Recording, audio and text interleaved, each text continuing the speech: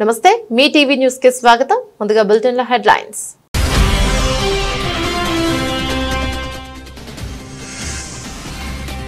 విడుదలైన తెలంగాణ టీఎస్సీ ఫలితాలు. సచివాలయంలో జనరల్ ర్యాంకింగ్ లిస్టు విడుదల చేసిన సీఎం.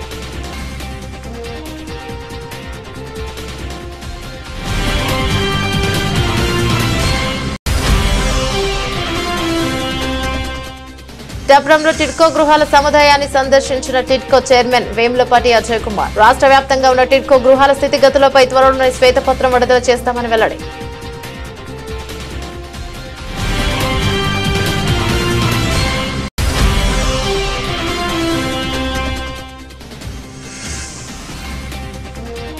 ప్రభుత్వంపై కేంద్ర మంత్రి బండి సంజయ్ సంచలన వ్యాఖ్యలు. హైడ్రా పేరిట రేవంత్ ప్రభుత్వం వసూలు చేస్తుందంటే ఆరోపణలు.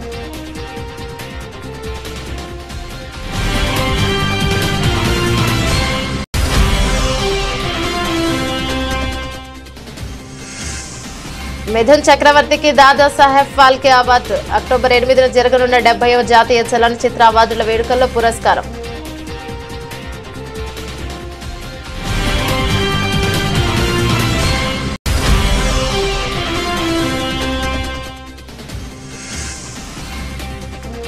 అంబానీ ఇంట ఒలింపిక్స్ పారాలింపిక్స్ అథ్లెట్లకు విందు. నెట్టింట ఫోటోలు వీడియోలు వైరల్.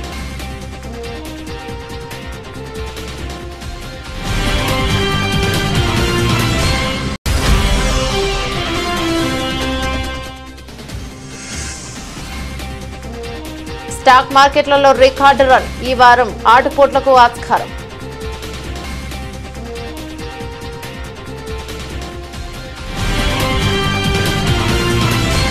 తెలంగాణలో ఉపాధ్యాయ పోస్టుల భర్తీకి సంబంధించి విద్యాశాఖ నిర్వహించిన టీజీడీఎస్సీ 2024 పరీక్ష ఫలితాలు సోమవారం సెప్టెంబర్ 30 విడుదలయ్యాయి. ఈ ఉదయం 11 గంటలకు సచివాలయంలో సీఎం రేవంత్ రెడ్డి డీఎస్సీ పరీక్ష ఫలితాలను విడుదల చేశారు. జనరల్ ర్యాంకింగ్ జాబితాను వెబ్సైట్లో అందుబాటులో ఉంచారు. రాష్ట్రంలో 11,062 టీచర్ పోస్టుల భర్తీకి విద్యాశాఖ మార్చి 1న డీఎస్పీ నోటిఫికేషన్ విడుదల చేసింది. ప్రభుత్వం విద్యార్థులకు జూలై 18 నుంచి ఆగస్టు 5 వరకు పరీక్షలు రాశారు. ఏడాది ఫిబ్రవరి 29న 11,062 టీచర్ పోస్టుల భర్తీకి ప్రభుత్వం డీఎస్సీ నోటిఫికేషన్ విడుదల చేసిన విషయం తెలిసిందే. జూలై 18వ తేదీ నుంచి ఆగస్టు 5వ తేదీ వరకు డీఎస్సీ పరీక్షలకు సంబంధించిన వెబ్సైట్ ను మంచి రెస్పాన్స్ షీట్లను తొలగించారు. ఇప్పటికే ప్రాథమిక కీతో పాటు తుది కీని కూడా విడుదల చేశారు. తుది కీపై అభ్యర్థుల నుంచి కొన్ని అభ్యంతరాలు వచ్చాయి. ముఖ్యంగా 12 ప్రశ్నలకు సంబంధించిన జవాబులపై అభ్యంతరాలు వ్యక్తం చేశారు. వీటిపై అప్పటికే నిపుణుల కమిటీ విద్యాశాఖకు నివేదిక సమర్పించినట్లు సమాచారం.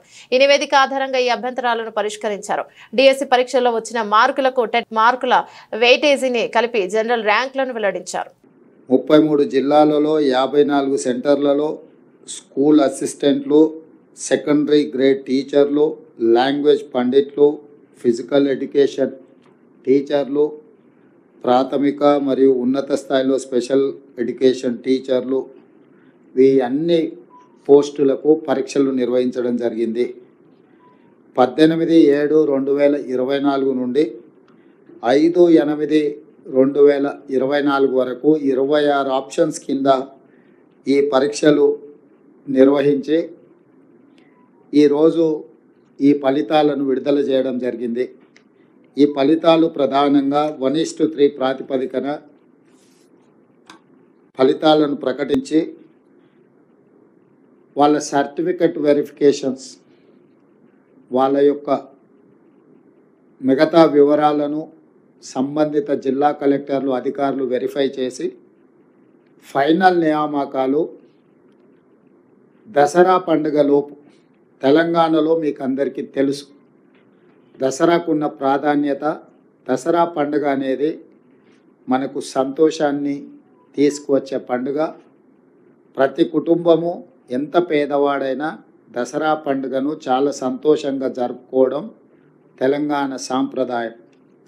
ఆ దసరా పండుగ లోపలనే 9 అక్టోబర్ 2024 నాడు ఈ సర్టిఫికెట్ల వెరిఫికేషన్లు పూర్తి చేసి ఎల్బీ స్టేడియంలో ఈ 11,062 మంది టీచర్ల నియామక పత్రాలు వాళ్ళకు అందించడం ద్వారా రాబోయే దసరా పండుగ వాళ్ళ కుటుంబాలలో సంతోషాన్ని, పండుగ వాతావరణాన్ని తీసుకురావాలని చెప్పి మా ప్రభుత్వం భావిస్తుంది. రాష్ట్ర వ్యాప్తంగా ఉన్న టిడ్కో గృహాల స్థితిగతులపై త్వరలోనే శ్వేతపత్రం విడుదల చేస్తామని ఆంధ్రప్రదేశ్ రాష్ట్ర టిడ్కో చైర్మన్ వేములపాటి అజయ్ కుమార్ తెలియజేశారు. పిఠాపురం పట్టణం మోహన్ నగర్ సమీపంలో గల టిడ్కో గృహాల సముదాయాన్ని వేములపాటి అజయ్ కుమార్ అధికారులతో కలిసి సందర్శించారు.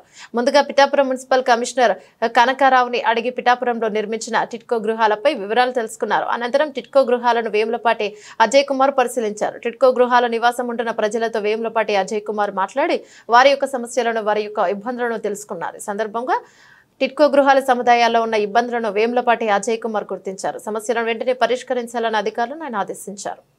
బ్యాంకు విషయంలో ఏ విధంగా చేయగలం ఆలోచిస్తున్నారు. బేసిక్ ఇన్ఫ్రాస్ట్రక్చర్ బేసిక్ గా మీరు చేయించండి సార్. నుంచి ఎలా వాట్సాప్ అంటే మరి అలా నేను ఆఫీషియల్స్ నేను సిఎస్ఆర్ కింద మాట్లాడతాను. మీకు ఎంత కావాలో చెప్పండి. ఫండ్స్ ప్రాబ్లం కాదు, మన దగ్గర లైట్లు ఉన్నాయంటే చేయించేసి. సీఎం చంద్రబాబు పాపానికి పాల్పడ్డారని విశాఖపట్నం జిల్లా వైఎస్ఆర్సీపీ అధ్యక్షులు గుడివాడ అమర్నాథ్ ఆరోపించారు. విషయంపై ఆయన మీడియాతో మాట్లాడుతూ తిరుపతి లడ్డు అంశంలో సిబిఐ ఎంక్వైరీ ఎందుకు కోరడం లేదని ప్రశ్నించారు. బాబు తప్పు చేశాడు కనుకే సుప్రీం దర్యాప్తు కోరడం లేదని, వైఎస్ఆర్ కాంగ్రెస్ పార్టీ వేసిన కేసుపై సుప్రీం కోర్టులో సరైన విచారణ జరుగుతుందని ఆశిస్తామన్నారు. ఇక రాష్ట్ర ప్రభుత్వం సిబిఐ ఎంక్వైరీ కోసం కేంద్రానికి లేఖ రాయాలని గుడివాడ అమర్నాథ్ డిమాండ్ చేశారు. ఇది సమంజసం కాదు, మీరు చేస్తున్నటువంటిది కరెక్ట్ కాదు. చివరిని దేవుణ్ణి కూడా రాజకీయాల్లోకి తీసుకుని వచ్చేటువంటి స్థాయికి దిగజారిపోయారు. మత రాజకీయాలు చేసేటువంటి పరిస్థితికి వచ్చేసింది ఈ రాష్ట్రంలో తెలుగుదేశం పార్టీ ప్రభుత్వం అనేటువంటి విషయాన్ని కూడా ఈ సందర్భంగా తెలియజేస్తా ఉన్నా. ఈరోజు మనం చూసాం, నెయ్యికి సంబంధించి ఈఓ గారు అంటారు 4వ తారీఖు జూలై 4వ తారీఖున వచ్చినటువంటి లోడ్లు ఏవైతే ఉన్నాయో అంతవరకు వాడాం. జూలై 6వ తారీఖున తర్వాత జూలై 12వ తారీఖున వచ్చినటువంటి లోడ్లు మాత్రం వాటిని టెస్టులకు పంపించి 23వ తారీఖు జూలై వచ్చినటువంటి రిపోర్ట్ని ఆధారంగా వెజిటబుల్ ఆయిల్ అండ్ వనస్పతి కలిసింది అనేటువంటి ఉద్దేశంతో వాటిని వెనక్కి పంపించామని చెప్పి ఈఓ గారు చెప్తారు. జూలై 23 రిపోర్ట్ వస్తే సెప్టెంబర్ 18న ఈ రాష్ట్ర ముఖ్యమంత్రి మాట్లాడితే ఏమైపోయారు? 2 నెలలు ఏమైపోయారు? సెప్టెంబర్ 18న మీరు మాట్లాడి అందులో యానిమల్ ఫ్యాట్ కలిసిందని రకరకాలైనటువంటి వదంతులు సృష్టించారు. మీ ఈఓ చెప్పింది కరెక్టా? మీరు చెప్పింది కరెక్టా? ఒకవేళ కల్తీ నెయ్యి అని చెప్పి రిజెక్ట్ చేసినటువంటి పరిస్థితులు ఉంటే అసలు కల్తీ నెయ్యి రిజెక్ట్ చేసినప్పుడు లడ్డూలో ఎలా వాడుతారనేటువంటి దానికి ఏం సమాధానం చెప్తారు? హైదరాబాద్ నగరంలో అక్రమ నిర్మాణాలపై ప్రధానంగా చెరువులు ఆక్రమణలపై హైడ్రా ఉక్కుపాదం మోపుతున్న విషయం తెలిసిందే. నిత్యం నగరంలో ఎక్కడో ఒక చోట కూల్చివేతలు చేపడుతూ వార్తల్లో నిలుస్తోంది సంస్థ. అయితే తాజాగా హైడ్రాపై కేంద్ర హోంశాఖ సహాయ మంత్రి బీజేపీ నేత బండి సంజయ్ సంచలన ఆరోపణలు చేశారు. బీఆర్ఎస్ పార్టీ కాళేశ్వరం ప్రాజెక్టు పేరుతో 1000 కోట్లు కూడబెట్టినట్లే ఇప్పుడు కాంగ్రెస్ సర్కారు కూడా హైడ్రా పేరిట 1000 కోట్లు దండుకుంటోందని ఆరోపించారు. సోమవారం కరీంనగర్లో ఆయన విలేకరులతో మాట్లాడుతూ ఈ సంచలన వ్యాఖ్యలను చేశారు. ఇంకా ఆయన మాట్లాడుతూ రాష్ట్ర పార్టీ అధ్యక్షుడు కేంద్ర మంత్రి కిషన్ రెడ్డి నేతృత్వంలో పేదల తరపున నిలబడి పోరాడతామన్నారు. బీజేపీ ఎప్పుడు పేదల పక్షానే ఉంటుందని ఆయన అన్నారు. వారి కోసం ఒంటరిగానే పోరాటం చేస్తామని తెలిపారు. కరీంనగర్లో విలీన గ్రామాలపై కూడా స్పందించిన మంత్రి గ్రామాల విలీనం చేసే ముందు ప్రభుత్వం స్థానికుల అభిప్రాయం తెలుసుకోవాలని, అలాగే తమిళనాడులో సీఎం ఎంకే స్టాలిన్ తనయుడు ఉదయనిధి స్టాలిన్ కు ఉప ముఖ్యమంత్రి పదవి కట్టబెట్టడాన్ని విమర్శించారు. తాము ఇలాంటి వాటిని తీవ్రంగా ఖండిస్తున్నామన్నారు. తరహా వారసత్వ రాజకీయాల ప్రజా ప్రభుత్వాలకు మంచిది కాదని హితవు పలికారు. ఇలా కాంగ్రెస్ పార్టీ ప్రభుత్వం హైడ్రా విషయంలో ఇలా కొరుతో తలగొట్టుకుంటే పరిస్థితి. ఏడుస్తున్నారు జనం. రోజు 2-3 వీడియోలు వస్తున్నాయి. ఆ వీడియోలు చూసి హైడ్రా బాధితులే కాదు, తెలంగాణ రాష్ట్రం కాదు, దేశవ్యాప్తంగా కూడా ప్రజలు కాంగ్రెస్ పార్టీ ప్రభుత్వ పాలన అసహించుకుంటున్నారు. ఇవాళ అన్ని డాక్యుమెంట్స్ ఉండి అన్ని అనుమతులు ప్రభుత్వమే ఇచ్చి పేదోళ్ళు ఇల్లు కట్టుకున్న ఇళ్లను గంట లోపల కూల్చి ఎలాంటి నోటీసులు కూడా కూల్చేయడము, ఇది ఎంతవరకు కరెక్ట్? ఇది నిలువ నీడ లేకుండా పేదోళ్ళు చేస్తున్నారు. ఇందిరమ్మ రాజ్యం అంటే ఇదేనా? కాంగ్రెస్ పార్టీ స్పష్టం చేయాలి. అంటే పేదల ఇల్లు కూర్చోవడం ఇందిరమ్మ రాజ్యమా? 6 గ్యారెంటీ ఇస్తా అని చెప్పి హామీ ఇచ్చి మోసం చేయడమే ఇందిరమ్మ రాజ్యమా? అవినీతితో మొత్తం కూరుకుపోవడమే ఇందిరమ్మ రాజ్యమా? ఏంది ఇందిరమ్మ రాజ్యం అంటే? ఒకటి హైడ్రా విషయంలో భారతీయ జనతా పార్టీ వారం రోజులు కూడా ప్లాన్ మెయింటైన్ చేస్తున్నాం. తప్పకుండా హైడ్రా విషయంలో మేము చాలా సీరియస్గా ప్లాన్ చేస్తాం. నేను మళ్ళీ చెప్తున్నా, ఇలా ప్రజలకు భారతీయ జనతా పార్టీ ఆయుధంగా మారబోతున్నది. భారతీయ జనతా పార్టీ కార్యకర్తలు సిద్ధమవుతున్నారు, నాయకులు సిద్ధమవుతున్నారు హైదరాబాద్లో అండగా ఉండడానికి. ఈ రాక్షస ఆలోచనను, ఈ మూర్ఖత్వపు ఆలోచనను, ఈ దుర్మార్గపు మనసుతో పక్కకు పెట్టి ఒక మానవత్వంతో రాష్ట్ర ప్రభుత్వం ఆలోచించాలి. హైడ్రా విషయంలో వాళ్ళ ఇంట్లో కూర్చోవడం ఎంతవరకు సమంజసమో గుండె మీద చేసుకుని రాష్ట్ర ముఖ్యమంత్రి గారు ఆలోచించాలి. ఇలా ప్రజలు కూడా అంత వ్యతిరేకత వస్తుంటే ఇలా ఒక్కొక్క మినిస్టర్ వచ్చి హైడ్రా మంచిదే అంటే రేపు వాళ్ళ కూడా కుటుంబాలను మీరు కట్టుకుని నిన్ను కూర్చొని ఎంత ఇబ్బంది ఉంటుంది. అరే కూల్చాల్సిన ఫామ్ హౌస్ మాత్రం కూల్చారు, కూల్చాల్సిన ఫామ్ హౌస్ కూల్చారు. మేమనుకున్నాం హైడ్రా ఒక మంచి ఆలోచన ఉంది కదా, అరే మంచి ప్లాన్తో ప్రభుత్వం ఉన్నట్టున్నది, ఏం చెడు ఆలోచన ఏం లేనట్టుందో మేము అనుకున్నాం. కానీ ఇంత పేదోళ్ళు ఉసురు పోసుకుంటారు, పేదోళ్ళు పుట్ట కొడతారు, పేదోళ్ళకు నీడ లేకుండా చేస్తారని చెప్పి మేము ఎప్పుడు ఆలోచించాం. వాళ్ళంతా ఢిల్లీ నుంచి డైరెక్షన్. ఇలా రేపు మా పని చేస్తారు. బీఆర్ఎస్ పార్టీ అయ్యప్ప సొసైటీ పేరుతో కొన్ని రోజులు కూల్చింది, అంత పైసలు తప్పి ఇలా హైడ్రా పేరుతో చేస్తారు. ఇలా మెల్లగా దీన్ని క్లోజ్ చేస్తారు. ఇక క్లోజ్ చేయాల్సిందే, మరి వట్టే క్లోజ్ చేయరు. పెద్ద పెద్ద వ్యక్తుల దగ్గర నుంచి మళ్ళీ కలెక్షన్ చేస్తారు. కలెక్షన్ చేసి మళ్ళీ ఢిల్లీకి పైసలు పంపాలి.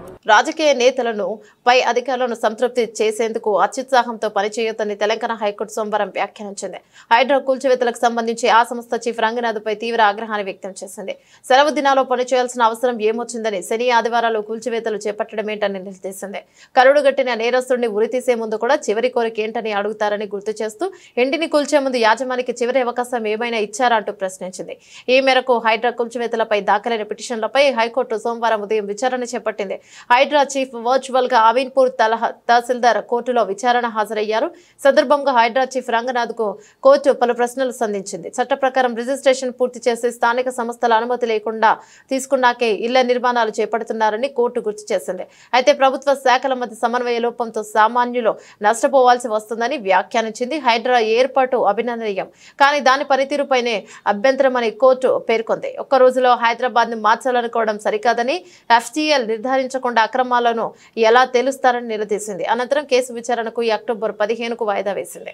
రాజకీయాల కోసం ఎంతకైనా తెగించే రకం చంద్రబాబు అంటూ మాజీ మంత్రి వెల్లంపల్లి శ్రీనివాస్ విమర్శలను గుప్పించారు. నందమూరి హరికృష్ణ మృతదేహం పక్కనే పొత్తుల గురించి చర్చించిన నీచ చరిత్ర చంద్రబాబుది అంటూ దుయ్యబట్టారు. సూపర్ 6 పథకాల గురించి డైవర్షన్ కోసమే చంద్రబాబు ఇలా లడ్డూ ఆరోపణలు చేస్తున్నారని వెల్లంపల్లి శ్రీనివాస్ మండిపడ్డారు. పదవి కోసం మావకు వెన్నుపోటు పడవడం కానివ్వండి, ఆ రోజు నందమూరి హరికృష్ణ గారు డెడ్ బాడీ ఉండగానే కేసీఆర్తో పొత్తులు పెట్టుకోవడం కానివ్వండి, ఆ డెడ్ బాడీ దగ్గర పొత్తులు పెట్టుకోవడం కానివ్వండి, రాజకీయాల కోసం ఎంతైనా తెగిస్తాడన్న సంగతి మనందరూ కూడా తెలిసిన విషయమే. ఎన్టీ రామారావు మీద చెప్పులు విసిరడం కానివ్వండి, ఇవన్నీ మనకు తెలుసు ఇవన్నీ కూడా. కానీ ఈరోజు ఒక ప్రతిపక్ష పార్టీని ఇబ్బంది పెట్టాలని చెప్పని ఆయన 100 రోజుల పరిపాలనలో ఈ రాష్ట్రంలో ఏమీ చేయలేకపోయాడు కాబట్టి అమ్మఒడి కార్యక్రమం ఉంది. జగన్మోహన్ రెడ్డి గారు ఇంటికి ఒకటి ఇస్తా అని చెప్పారు. ఈయనేమో నీకు 15,000, నీకు 15,000, నీకు 15,000, నీకు 18,000 అని చెప్పని ప్రచారం చేశాడు. అది ఆన్గోయింగ్ ప్రాసెస్ వర్కే కదా అమ్మఒడి అనేది. కనీసం జగన్మోహన్ రెడ్డి గారు ఒక ఇంటికి ఒకటి ఇచ్చారు, అదన్నీ ఇవ్వాలి కదా, అది ఎక్కొట్టాడు. రైతు భరోసా మేము 20,000 ఇస్తామని చెప్పాడు. జగన్మోహన్ రెడ్డి గారు ఇచ్చిన అమౌంట్ కూడా ఇప్పుడు ఇవ్వలేదు కదా. ఇది ప్రజల్లో చర్చ నడుస్తుంది. పథకాలు ఆపేస్తున్నాడు చంద్రబాబు నాయుడు, ప్రజల్ని పథకాలు ఏమి ఇవ్వకుండా ఇబ్బంది పెడతాడని చెప్పి ప్రజల్లో చర్చ నడుస్తుంది. ఆ చర్చను డైవర్ట్ చేసే విధంగా, ఈ లడ్డు పవిత్రతను భంగం కలిగించే విధంగా దీన్ని తీసుకొచ్చాడు. నేను చెప్తున్నా ఒకటి, వెంకటేశ్వర స్వామి వారి దగ్గర ఎవరూ కూడా తప్పు చేయకూడదు. తప్పు చేస్తే ఎంతటి వాడికైనా కానీ వెంకటేశ్వర స్వామి చూస్తూ కూర్చోడు, తప్పకుండా శిక్షిస్తాడు. దాంట్లో ఏ తప్పు చేయలేదు కాబట్టే, మేము సుప్రీంకోర్టుని ఆశ్రయించి మా వైవి సుబ్బారెడ్డి గారు. హైదరాబాద్ లో బీజేపీ ఎమ్మెల్యే రాజాసింగ్ ఇంటి వద్ద అనుమానాస్పదంగా తిరుగుతున్న 2 యువకులను పోలీసులు అదుపులోకి తీసుకున్నారు. గోషామహల్లోని ఎమ్మెల్యే ఇంటి వద్ద యువకుల కదలికలు అనుమానాస్పదంగా కనిపించడంతో స్థానికులు పోలీసులకు ఫోన్ చేశారు. దీంతో ఉటావుటిన అక్కడికి చేరుకున్న పోలీసులు అదుపులోకి తీసుకున్నారు. యువకుల్ని మంగళహాట్ పోలీస్ స్టేషన్ కు తరలించారు. ఎమ్మెల్యే ఇంటి వద్ద రెక్కీ కోసమే తిరుగుతున్నారని తేలడంతో ఎమ్మెల్యేపై దాడి చేయడానికి వచ్చారన్న కోణంలో విచారణ జరుపుతున్నారు. పోలీసులు వెల్లడించిన సమాచారం ప్రకారం షేక్ ఇస్మాయిల్, షేక్ ఖాజా అనే యువకులు రాజాసింగ్ ఇంటి దగ్గరలో అనుమానాస్పదంగా తిరగడం చూసి స్థానికులు పట్టుకున్నారు. ఆ యువకులను 2 మంగళహాట్ స్టేషన్ కి తరలిస్తున్నామని తెలిపారు. ఇక 2 ఫోన్లలోనూ ఎమ్మెల్యే రాజాసింగ్ ఫోటోలు ఉన్నాయని, వాటితో పాటు గన్, బుల్లెట్ల ఫోటోలు ఉన్నాయని చెప్పారు. దీంతో హిందూ బంధు రాజాసింగ్ ను తీవ్రవాది చంపాలని రెక్కి చేస్తున్నారంటూ బీజేపీ కార్యకర్తలు నిరసన చేపట్టారు. నగరంలో శాంతి భద్రతలు లేవని పురాణపుల్ చౌరస్తాలో రేవంత్ రెడ్డి దిష్టిబొమ్మను దహనం చేశారు.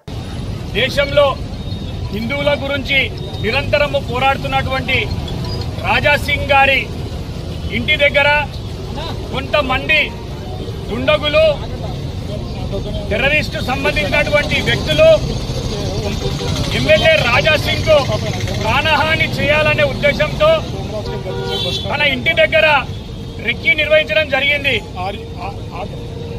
ఒక తీవ్రవాది హింసను సృష్టించడానికి, ఒక నాయకుడిని చంపడానికి, అతనిపై దాడి చేయడానికి తన ఇంటి వద్దకు వచ్చి రెక్కి చేశాడంటే ఈ తెలంగాణ ప్రభుత్వ పోలీస్ యంత్రాంగం ఏం చేస్తుందని చెప్పి మేము ప్రశ్నిస్తున్నాం. అసలు ఈ రాష్ట్రంలో హోమ్ మినిస్టర్ ఎవరు? చెత్తరహిత భారతదేశమే లక్ష్యంగా మోదీ ప్రభుత్వం అనేక కార్యక్రమాలు చేపడుతోందని కేంద్ర హోంశాఖ సహాయ మంత్రి బండి సంజయ్ అన్నారు. కరీంనగర్ మున్సిపల్ కార్పొరేషన్ ఆధ్వర్యంలో సప్తగిరి కాలనీలో ఏర్పాటు చేసిన స్వచ్ఛతా హీ సేవ కార్యక్రమంలో పాల్గొన్నారు. కాలనీలో మంత్రి చీపురు పట్టి ఊడ్చారు. మురికి ప్రదేశాన్ని శుభ్రం చేసి మొక్కలు నాటారు. అనంతరం జరిగిన కార్యక్రమంలో శానిటైజర్ సిబ్బందికి హెల్త్ కార్డులను అందజేశారు. ఈ సందర్భంగా మాట్లాడుతూ స్వచ్ఛ భారత్ మిషన్ ప్రారంభించింది 10 సంవత్సరాలు అవుతోందని తెలిపారు. 10 ఏళ్లు పూర్తి కాబోతున్న సందర్భంగా దేశవ్యాప్తంగా స్వచ్ఛ భారత్ దివాస్ ను జరుపుకుంటున్నామని అందులో భాగంగానే స్వచ్ఛతా హీ సేవ 2024 పేరిట అనేక సేవా కార్యక్రమాలను ఇక్కడ నిర్వహించుకోవడం సంతోషంగా ఉందన్నారు. ప్రజల సమస్యలు తీర్చే అవకాశం ఉండేది, ప్రజల సమస్యలు పరిష్కారమే అవకాశం ఉండేది. ఎన్నికల మాత్రం పాటించి ఎన్నికల తర్వాత సోదర భావంతో అందరూ కలిసిమెలిసి మనం గెలిపించిన ప్రజలకు సేవ చేసే ఆలోచన కల్పించినప్పుడే ఇది స్వచ్ఛమైన భాగమే. మనసు మంచి ఉండాలి, స్వచ్ఛమైన భాగమే కూడా. కాబట్టి ఇటువంటి ఆలోచనతో అందరూ ముందు చెప్పి నేను అందరికీ విజ్ఞప్తి చేస్తూ ఇంతమంది కార్యక్రమంలో నేను పాల్గొనడం చాలా సంతోషంగా అనిపిస్తున్నది. మరి అనేక రకాల కార్యక్రమాలు ప్రతిజ్ఞ పేరుతో కానీ, హెల్త్ క్యాంప్ పేరుతో కానీ, తల్లి పేరు మీద ఒక మొక్క నాటడం పేరుతో కానీ, కార్మికులందరితో కూర్చొని సిబ్బందితో కూర్చొని కలిగే మాట ఆత్మ కలిగేతో మాట్లాడే ప్రయత్నం చేయడం కానీ, ఇట్లా అనేక రకాల కార్యక్రమాలు ఈ స్వచ్ఛ సేవ కార్యక్రమం ద్వారా మనం సిబ్బందికి దగ్గర కావాలి, ప్రజలకు దగ్గర కావాలి, అందరితో కలిసిమెలిసి ఉండాలని చెప్పి అందరం ఒకటే భావన, ఒకటే ఆలోచన అనేటువంటి ఒక భావన కల్పించడానికే ఈ కార్యక్రమాన్ని మనం తీసుకుంటున్నాం. మంచి సమాజం. కామారెడ్డి జిల్లా కేంద్రంలో 6 ఏళ్ల చిన్నారిపై జరిగిన సంఘటన ఖండిస్తున్నట్లు రాష్ట్ర ప్రభుత్వ సలహాదారుడు షబీర్ అలీ అన్నారు. పట్టణంలో మీడియా సమావేశంలో ఆయన మాట్లాడుతూ 6 ఏళ్ల బాలికపై జరిగిన విషయంలో చట్టపరంగా యాక్షన్ తీసుకున్న పోలీసులకు అభినందనలు తెలిపారు. కొంతమంది యువకులు పోలీసులపై రాళ్లదాడి చేయడం సరైన పద్ధతి కాదన్నారు. వారిపై చట్టపరమైన చర్యలు తీసుకోవాలని అన్నారు. First I congratulate the Kamareddy police. Immediately action తీసుకొని ఎవరు కంప్లైంట్ చేయకుండా, ఎవరు ధర్నా చేయకుండా, ఎవరు ప్రొటెస్ట్ చేయకుండా వాళ్ళే వాళ్ళ దృష్టికి చైల్డ్ అండ్ ప్రొటెక్షన్ వాళ్ళు తీసుకురాగానే యాజ్ పర్ ది చట్టం ప్రకారంగా వాళ్ళు యాక్షన్ తీసుకునేందుకు నేను వాళ్ళకు అభినందిస్తున్నాను. దాని తర్వాత సెకండ్ ఇన్సిడెంట్ ఒక 6 సంవత్సరాల బాలిక మీద పోయిందని మా మీడియా సోదరులకు ధన్యవాదాలు. ఒకసారి ఆలోచన చేయండి మీరు కూడా. స్కోరలింగ్ స్టార్ట్ అయిపోయింది. ఒకటి రేప్ అని వేస్తున్నారు, ఒకటి దాన్ని బట్టి సోషల్ మీడియా కొంత సోదరులు అతని మీద ఏదో జరిగిపోయిందని విద్యార్థి సంఘాలు నాకు నైట్లో కూడా కొన్ని విద్యార్థులు సంఘాలు ఫోన్ చేస్తే, వద్దు బాబు పోలీస్ అయిపోయింది కదా, మీరు ఏమైనా కావాలంటే పోలీస్ ఎస్పీ దగ్గర మీరు డిస్కషన్ చేయండి, కానీ మీరు పోకండి. కొందరు నా మాట అయిన ఆగిళ్ళు, కొంతమంది ఇతర కొన్ని ఆర్గనైజేషన్స్ మన కంట్రోల్లో లేరు, వాళ్ళు పోయి ప్రొటెస్ట్ చేసినారు. పవన్ కళ్యాణ్ తో రాజీనామా చేయించి హిందూ ధర్మం పవిత్రతను కాపాడాలని రాష్ట్రీయ ప్రజా కాంగ్రెస్ ఆర్పీసీ ప్రధాన కార్యాలయంలో జరిగిన పార్టీ వారాంతపు సమావేశంలో ఆర్పీసీ వ్యవస్థాపక అధ్యక్షులు మేడా శ్రీనివాస్ సీఎం చంద్రబాబుని కోరారు. పవన్ కళ్యాణ్ మతి చెల్లించిన ప్రసంగాలతో హిందూ ధర్మం పవిత్రతను కలుషితం చేస్తున్నారని, పవన్ కళ్యాణ్ విషపూరిత ప్రసంగాలకు యువత దారి మళ్లిస్తున్నారని, త్రిశంకుల మహిళా చెడు వ్యసనాలకు పరిచయాలు గల ఏ పురుషుడు మన భారతీయ మహిళలు అంగీకరించరని, అలాంటిది పవన్ కళ్యాణ్ చెడు గాలి పుణ్యమా అంటూ అత్యధికులు మహిళలతో ఎవరికీ లేవంటి, చెడు పరిచయాలు అన్ని పెళ్లిళ్లు చేసుకుంటే తప్పేంటి అని కుసాంప్రదాయ వాదనకు దిగుతున్న కొంతమంది మహిళలను చూస్తున్న సాంప్రదాయక వాతావరణంలో పెరిగిన సామాన్య మహిళలు పవన్ కళ్యాణ్ ను సమర్థిస్తున్న వారిని చూస్తూ ముక్కుల వేడేసుకుంటున్నారని, ఉద్దేశపూర్వకంగానే ఒక పథకం ప్రకారం పవన్ కళ్యాణ్ చేత ఈ తరహా విష ప్రచారాలు చేయిస్తున్నారా అనే అనుమానాలు తలెత్తుతున్నాయని అంటున్నారు. నేను హిందువుని, నా బిడ్డ హిందువు, అలాగే ఒకప్పుడు నేను బాప్టిస్ట్ని అని నోటికొచ్చిన ఉపన్యాసాలతో ప్రజల్లో ఒక విధమైన మత సామరస్యాన్ని విచ్ఛిన్నం చేసేటువంటి ప్రయత్నాలు చేస్తున్నాడు. మొట్టమొదట పవన్ కళ్యాణ్ తీరు మార్చుకోకపోతే ఖచ్చితంగా ఈ ఆంధ్ర రాష్ట్రంలో ప్రజలే గుణపాఠం చెప్తారు. ఈరోజు యువత దారి తప్పుతుందంటే పవన్ కళ్యాణ్ లాంటి నాయకులే ఈరోజు ఆంధ్ర రాష్ట్రానికి ప్రమాదకరంగా మారారు. రోజు ఏం సంకేతాలు ఇస్తున్నారు మీరు? హిందువులు ఇళ్ల నుంచి బయటికి రండి, ఊరుకోకండి, గొడవలు పడండి, ముస్లింస్కి జరిగితే ఊరుకుంటారా, క్రిస్టియన్స్కి జరిగితే క్రిస్టియన్స్ ఊరుకుంటారా అని నోటికొచ్చినటువంటి వాగ్దానాలతో, ప్రజల్ని రెచ్చగొట్టే వాగ్దానాలతో శాంతి భద్రతల సమస్యల్ని మీరు సృష్టిస్తారా? మీరు ఇష్టం వచ్చినట్టు మీరు సమావేశాలకు వెళ్ళి నేను క్రిస్టియన్ని, నా బిడ్డ క్రిస్టియను, అక్కడ ఆ మాట, ముస్లింస్ దగ్గరికి వెళ్ళి అక్కడ కూర్చొని అక్కడ ఒక మాట, హిందువుల దగ్గరికి వచ్చి హిందువుల మాట. మీ యొక్క మాట్లాడే విధానాన్ని, మీ యొక్క రాజకీయ కలుషితాన్ని ప్రజలు గమనిస్తున్నారు. లేకపోతే ఈ ప్రభావం ఖచ్చితంగా చంద్రబాబు నాయుడు గారి మీద కూడా పడుతుంది. మీ కుటుంబంలో ఉన్నటువంటి వ్యక్తి ఇక్కడ అన్ని మతాల్లోని గొడవలు పెట్టేటువంటి ప్రయత్నం చేస్తున్నాడు. అయినా సిగ్గు లేకుండా భారతీయ జనతా పార్టీకి ఈరోజు హిందూయిజమే ఎజెండాగా ఆ పార్టీ ముందుకు వెళుతుంది. గోమాతని ఒక బ్రాండ్ అంబాసిడర్గా చూపిస్తుంది. ఈరోజు గోమాంసం తినండి, నేను తింటాను అని చెప్తున్నటువంటి వ్యక్తిని మీ కూటమిలో ఎలా పెట్టుకున్నారు? నిజాంపేట మండల కేంద్రంలో సోమవారం ఏకలవ్యుని జయంతి సందర్భంగా మండల ఏకలవ్య సంఘ సభ్యుల ఆధ్వర్యంలో ఏకలవ్యుని చిత్రపటానికి పూలమాలలు వేసి కుల జెండాను ఆవిష్కరించారు. ఈ సందర్భంగా వారు మాట్లాడుతూ మా కులదైవమైనటువంటి ఏకలవ్యుడి జయంతి వేడుకలను జరుపుకోవడం గర్వించదగ్గ విషయం అన్నారు. ఆనాదిగా మా కులాన్ని కేంద్ర రాష్ట్ర ప్రభుత్వాలు చిన్నచూపే చూస్తున్నాయన్నారు. మా ఏకలవ్యులకు ఉపాధి లేకుండా పోతోందన్నారు. సుప్రీంకోర్టు ఎస్టీ వర్గీకరణ మాదిరిగా ఎరుకల జాతికి రిజర్వేషన్ కల్పించాలన్నారు.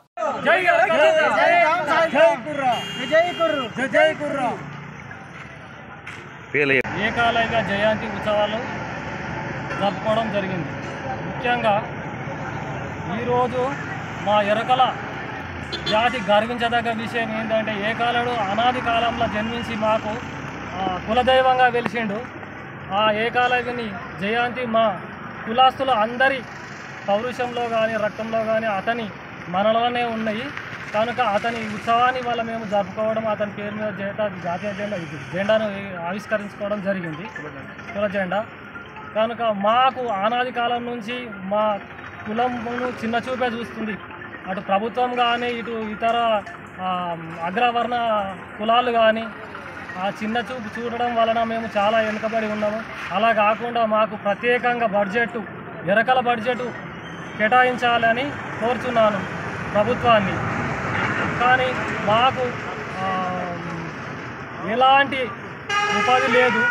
మా కులంలో ఈ ఎస్టీ వర్గీకరణ మొన్న సుప్రీంకోర్టు చేసిన విధంగా మాకు అదే విధంగా మాకు ప్రత్యేక. కూటమి ప్రభుత్వంలో సూపర్ 6 లేదు, అంతా సూపర్ స్కామ్ అని వైఎస్ఆర్సీపీ నేతలు పోతిన మహేష్ అన్నారు. 4 నెలల్లో కనీసం ఒక్క పథకం కూడా అమలు చేయలేకపోయారని విమర్శించారు. వరద బాధితులకు ప్రభుత్వం ఇచ్చింది 200 కోట్లని, ప్రభుత్వం దాతలు ఇచ్చింది 400 కోట్లని పేర్కొన్నారు. క్లిష్ట సమయంలో బాధితులకు ప్రజలండగా ఉన్నారు తప్ప కూటమి ప్రభుత్వం కాదని పోతిన మహేష్ అన్నారు. రాష్ట్రంలో రాక్షస రాజ్యం నడుస్తుంది. దేవుడికి దండం పెట్టుకోవడానికి వెళ్ళడానికి కూడా ప్రభుత్వ అనుమతి కావాలంట. మాజీ ముఖ్యమంత్రి జగన్మోహన్ రెడ్డి గారు తిరుమల దర్శనానికి వెళ్ళకూడదని నోటీస్ ఇచ్చారు. దీన్ని రాక్షస రాజ్యం అనక ఇంకేమనాలి? మీ పాలనలో 100 రోజుల్లో ఒక్క మంచి పని అయినా చేశారా? చేయలేదు కాబట్టే కదా ఈ డైవర్షన్ పాలిటిక్స్ చేస్తున్నారు మీరు. పక్క రాష్ట్రాల నుంచి కూడా మనుషుల్ని రప్పించి ఇక్కడ విధ్వంసం చేసేటువంటి కుట్రలు చేస్తూ ఉన్నారు. దీన్ని రాక్షస రాజ్యం అనక ఏమనాలి చెప్పండి? ఏమనాలి? ఇవన్నీ కూడా ప్రజలకు తెలిసిపోయినాయి. ఈ కూటమి అధికారంలోకి వచ్చిన తర్వాత సూపర్ 6 లేదు, అంతా సూపర్ స్కామే. ఒక్క పథకం కూడా అమలు చేయలేకపోయారు. వర్షాలు తుఫాన్ల వల్ల నష్టపోయిన ప్రజలకి అండగా నిలవలేకపోయారు. ప్రభుత్వ లెక్కల ప్రకారమే కదా 6,800 కోట్ల రూపాయలు నష్టం వస్తే ప్రభుత్వం ఇచ్చింది 200 కోట్లే, కానీ ప్రజలు దాతలు ఇచ్చిన విరాళాలు 400 కోట్లు. అంటే ప్రజలుగా అండగా ఉన్నారు, కానీ ప్రజలకి ఎక్కడా కూడా కూటమి ప్రభుత్వం అండగా లేదని మీరు చెప్పిన గణాంకాలే కదా తెలుస్తూ ఉన్నాయి. భారతీయ సినిమాకు సంబంధించి అత్యున్నత పురస్కారం దాదాసాహెబ్ ఫాల్కే అవార్డు ఈసారి ప్రముఖ నటుడు మిథున్ చక్రవర్తిని వరించింది. ఈ ఏడాది ఈ ప్రతిష్టాత్మక అవార్డుకు ఆయన ఎంపికైనట్లు కేంద్ర సమాచార ప్రచార మంత్రిత్వ శాఖ తాజాగా ప్రకటించింది. అక్టోబర్ 8న జరగనున్న 70వ జాతీయ చలనచిత్ర అవార్డుల వేడుకలో ఆయనను ఈ అవార్డుతో సత్కరించడం జరుగుతోందని పేర్కొన్నారు. ఈ మేరకు మంత్రి అశ్విని వైష్ణవ్ ఎక్స్ ట్విట్టర్ వేదికగా ఈ వార్తను పంచుకున్నారు. మిథున్ అద్భుతమైన సినిమా ప్రయాణం తరతరాల స్ఫూర్తికి ఇస్తుందని, భారతీయ సినిమాకు ఆయన చేసిన సేవలను గుర్తింపుగా దాదాసాహెబ్ ఫాల్కే ఎంపిక జ్యూరీ ఈ దిగ్గజ నటుని ఎంపిక చేసిందని ప్రకటించడం గౌరవంగా ఉందని ట్వీట్ చేశారు. ఇక ఈ ఏడాది మిథున్ ని ప్రతిష్టాత్మక పద్మభూషణ్ అవార్డు కూడా వరించిన విషయం తెలిసిందే. ఇటీవల ప్యారిస్ లో జరిగిన ఒలింపిక్స్ పారాలింపిక్స్ లో భారత అథ్లెట్స్ అద్భుతమైన రాణించిన విషయం తెలిసిందే. ఒలింపిక్స్ లో 6 పథకాలు, ఒలింపిక్స్ లో ఇంతకు ముందెన్నడూ లేని విధంగా ఏకంగా 29 పథకాలను కొల్లగొట్టారు ఇండియన్ అథ్లెట్స్. ఇక ఈ సందర్భంగా అంతర్జాతీయ ఒలింపిక్స్ కమిటీ ఐఓసీ సభ్యురాలు రాయల్స్ ఫౌండేషన్ వ్యవస్థాపక చైర్పర్సన్ నీతా అంబానీ అథ్లెట్లను తన ఇంటికి ఆహ్వానించింది. ప్రత్యేక ఆతిథ్యం ఇచ్చారు. ఈ సందర్భంగా ఆదివారం రాత్రి ముంబైలోని తమ నివాసంలో యాంటిలియాకు పిలిపించి మరీ ప్రత్యేకంగా విందు ఏర్పాటు చేశారు. ఇందులో ఒలింపియన్లు, పారాలింపియన్లు ఒకే చోట కలిసి సెలబ్రేషన్స్ చేసుకున్నారు. దాదాపు 140 మంది వరకు అథ్లెట్లు ఈ ఈవెంట్ కు హాజరైనట్టు సమాచారం. ఈ వేడుకకు సంబంధించిన ఫోటోలు, వీడియోలు ప్రస్తుతం సామాజిక మాధ్యమాల్లో వైరల్ అవుతున్నాయి. సందర్భంగా నీతా అంబానీ మాట్లాడుతూ ఇది చాలా ప్రత్యేకమైన సాయంత్రం. ఇండియాకు చెందిన పారిస్ ఒలింపియన్లు, పారా ఒలింపియన్లు మొదటిసారి ఒకే వేదికపై సమావేశం అవుతున్నారు. పారిస్ ఒలింపిక్స్ క్రీడల్లో వారు సాధించిన దానికి చాలా గర్విస్తున్నాం. భారతీయులందరూ ఈరోజు వారికి గౌరవిస్తున్నారు. వారి పట్ల మనకున్న ప్రేమ, గౌరవాన్ని తెలియజేస్తున్నాం. యునైటెడ్ విట్రయమ్స్ ఒక ఉద్యమంగా మారాలని కోరుకుంటున్నానన్నారు. बड़ी स्पेशल शाम है। आज पहली बार भारत के सभी ओलंपियंस और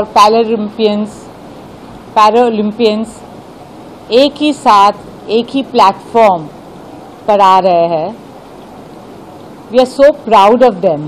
All Indians, we are proud of each and every one of them. And today, we are going to honor them and show them the respect and the love that we have for them. On behalf of Reliance Foundation, we would like and we would wish that United in Triumph can become a movement for unity and inclusiveness in sport and in life. और बस इसीलिए आज celebration है जहां we are going to show that all of them are coming together and coming united together. And thank you so much. आप सबको धन्यवाद आज आने के लिए. దేశీయ స్టాక్ మార్కెట్లలో రికార్డు రన్ కొనసాగుతోంది. మునుపెన్నడూ లేని గరిష్టాలు సూచీలు కదలాడుతున్నాయి. ఇన్వెస్టర్లు పెట్టుబడుల దిశగానే పోతున్నారు. గత వారం రోజు ట్రేడింగ్ లో ఎక్కువ రోజులు ఈక్విటీ మార్కెట్లు లాభాల్లోనే నడిచాయి. ఈ క్రమంలోనే వారం మొత్తంగా సూచీలు భారీగానే ఎగసాయి. అంతకుముందు వారం ముగింపుతో చూస్తే బాంబే స్టాక్ ఎక్స్చేంజ్ BSE ప్రధాన సూచీ సెన్సెక్స్ 1027 మరియు 54 పాయింట్లు లేదా 1.21% పెరిగి ఇక 85.571.85 వద్ద స్థిరపడింది. అలాగే నేషనల్ స్టాక్ ఎక్స్చేంజ్ NSE సూచీ నిఫ్టీ సైతం 388 పాయింట్లు లేదా 1.50% పుంజుకొని ఇక 26.178.95 దగ్గర ముగిసింది. ఈ నేపథ్యంలో లాభాల స్వీకరణకు అవకాశాలు కనిపిస్తున్నాయి. ఆల్ టైమ్ హై దరిదాపుల్లో ఉండటం వల్ల సెల్లింగ్ ప్రెషర్ ఎక్కువ ఉంటుందని విషయాన్ని వారు గుర్తు చేసుకున్నారు. ఇక గ్లోబల్ స్టాక్ మార్కెట్లు, విదేశీ సంస్థాగత మదుపరుల పెట్టుబడులు, అంతర్జాతీయ పరిణామాలు, డాలర్తో పోల్చితే రూపాయి మారకం విలువ ఈ వారం కూడా భారతీయ స్టాక్ మార్కెట్ల తీరును నిర్దేశించనున్నాయి. బులెటిన్ ముగించే ముందు హెడ్లైన్స్ మరోసారి.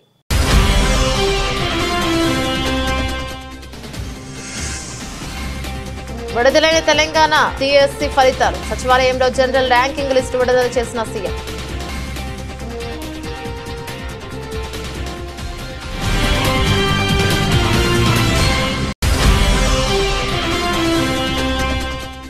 పిఠాపురంలో టిడ్కో గృహాల సముదాయాన్ని సందర్శించిన టిడ్కో చైర్మన్ వేములపాటి అజయ్ కుమార్. రాష్ట్ర వ్యాప్తంగా ఉన్న టిడ్కో గృహాల స్థితిగతులపై త్వరలోనే శ్వేతపత్రం విడుదల చేస్తామని వెల్లడి.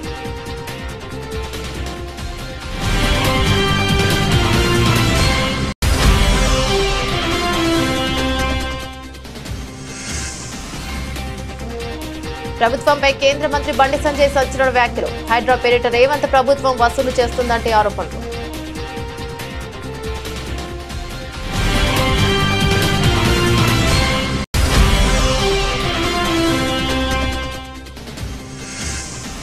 మిథున్ చక్రవర్తికి దాదా సాహెబ్ ఫాల్కే అవార్డు. అక్టోబర్ 8న జరగనున్న 70వ జాతీయ చలనచిత్ర అవార్డుల వేడుకల్లో పురస్కారం.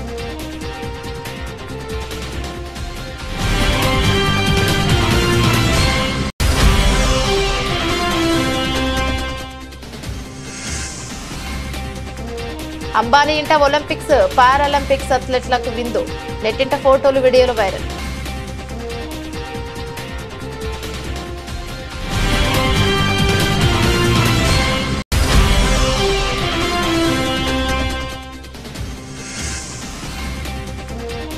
స్టాక్ మార్కెట్లలో రికార్డు రన్. ఈ వారం ఆటుపోట్లకు ఆస్కారం.